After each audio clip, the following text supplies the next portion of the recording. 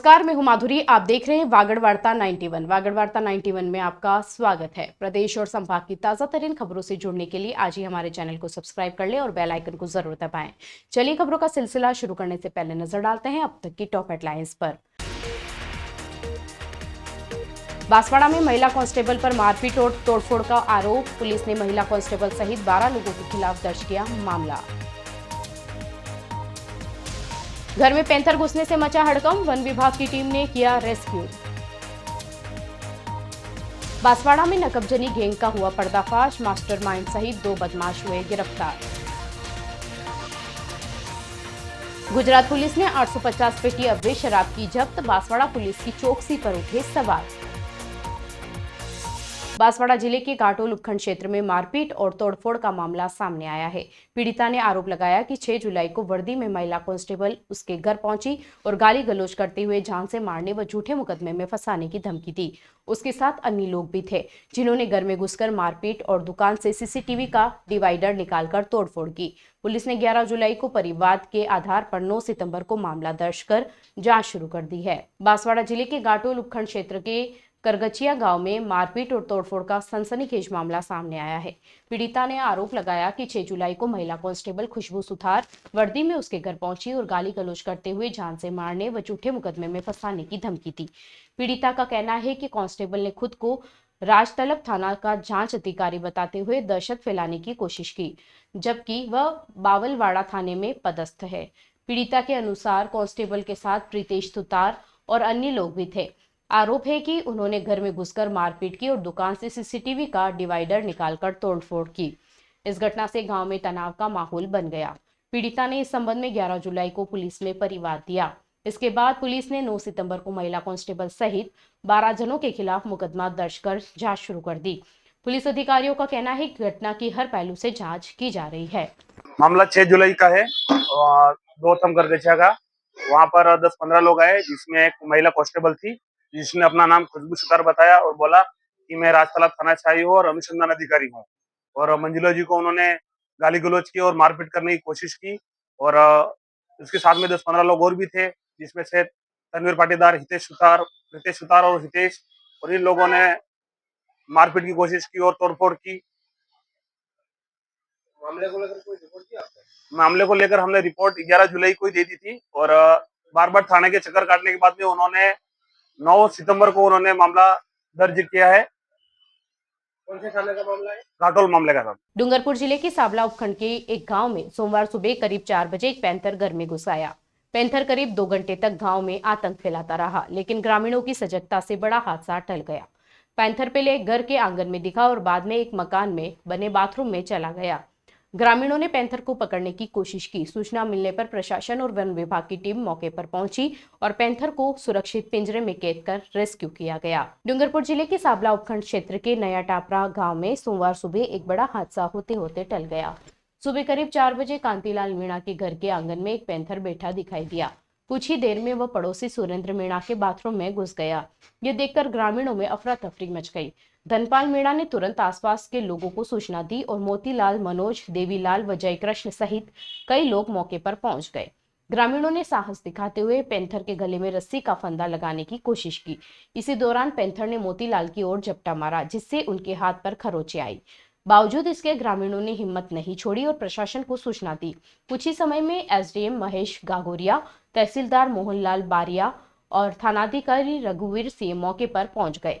सूचना मिलने के बाद वन विभाग की टीम भी मौके पर पहुंची और पिंजरा लगाकर पैंथर को सुरक्षित रेस्क्यू कर जंगल में छोड़ दिया गया।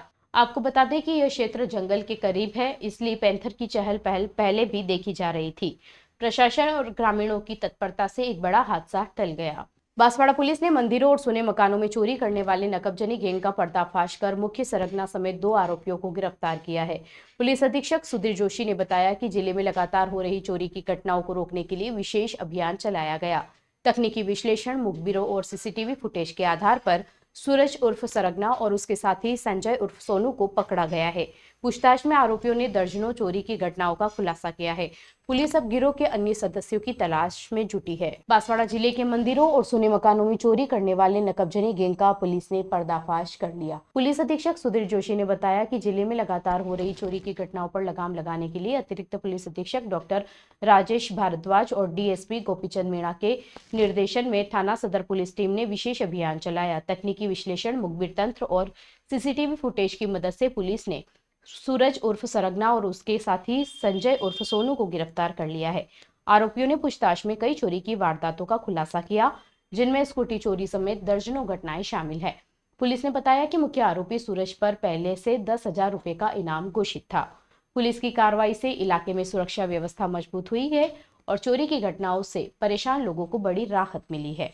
अधिकारियों ने कहा कि गिरोह के बाकी सदस्यों की तलाश में अभियान जारी है और शीघ्र ही उन्हें पकड़ लिया जाएगा।